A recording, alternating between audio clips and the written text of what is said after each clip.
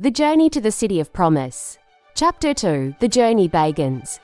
The journey had just begun, and the group of teenagers quickly found themselves facing their first challenge. Before them loomed a steep wall of hard rock, jagged and tall, seemingly impossible to climb. Alice stared at the rocks, her face filled with disbelief. Oh my goodness, we've only just started, and we already have to climb these rocks? This looks so difficult. David, always the optimist, shook his head. We haven't even tried yet.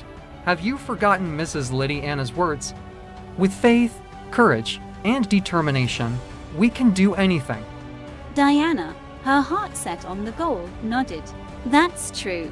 Let's go. Together, they gathered their strength. It wasn't easy, the rocks were sharp, and the path steep. But one by one, they climbed, struggling and straining against the unforgiving stone. At last, with sweat on their brows and aching muscles, they reached the top, crossing over to the other side. Alice, still catching her breath, turned to Felicia. What does the map say now? Felicia unfolded the map, tracing their path with her finger. It says we should head left and cross a sticky mud. Very sticky. Alice groaned. A mud pit? Well, that's what the map says, Felicia replied, her voice matter of fact. All right, let's keep moving. They followed the map's directions, walking carefully toward the next obstacle. Soon, they approached the sticky mud pit, a vast, thick expanse of dark, oozing muck that stretched out before them. David stared at it in disbelief. Wow, the map was right. We actually have to cross this whole mud pit. Oh my god, this is weird. Felix, always on the lookout for an easier way, pointed toward a nearby path. Look over there, he said excitedly. There's no mud over there. Maybe we can go that way and just circle back around to our path. We won't have to deal with this mess. But Diana shook her head firmly. No, the map says we have to cross the mud, even if it's sticky. This is the way. That other path could be dangerous for all we know. We need to stick to the map. Felix frowned, clearly not convinced. But Alice quickly cut in. Let's just listen to Diana. She's right. Felix sighed, resigned to the group's decision. All right, fine, he muttered reluctantly. The teenagers stepped into the mud, bracing themselves for the challenge. At first, it wasn't so bad, just sticky and uncomfortable. But by the time they reached the middle, their feet were completely stuck.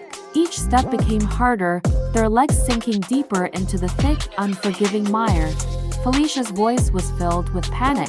Oh my gosh, now we're all stuck. I can't even move anymore. Felix, frustrated, groaned. See, I told you we should have taken the other way.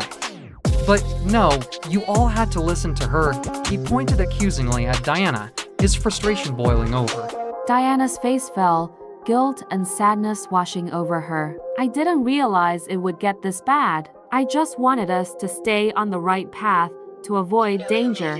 Alice, feeling just as discouraged, asked, So what are we going to do now? They struggled for hours, trying everything they could think of to free themselves from the mud, but nothing worked.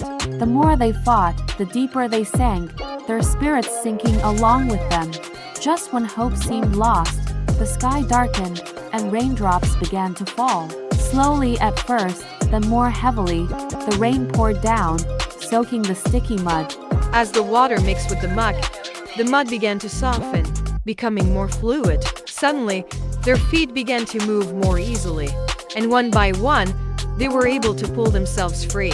Alice cheered, her voice filled with relief. At last, we're free. The others burst into laughter, their voices filled with joy and triumph. They were soaked to the bone, but they didn't care. After hours of struggle, they had overcome the mud, and their spirits soared. Diana smiled, her eyes bright with renewed determination. Now we can continue our journey. With laughter still ringing in the air, they hurried away from the muddy area, their feet light and their hearts full of hope. As they continued on their journey, the memory of their struggles served as a reminder no challenge, no matter how difficult, could keep them from reaching the promised land. What will happen next? They had just overcome one great obstacle, but is that a guarantee that they will overcome the yet-to-come obstacles? Is the journey going to be easier on the long run, or is it going to get harder? And most importantly, will they make it to the City of Promise? Find out what happens next in Chapter 3 of The Journey to the City of Promise.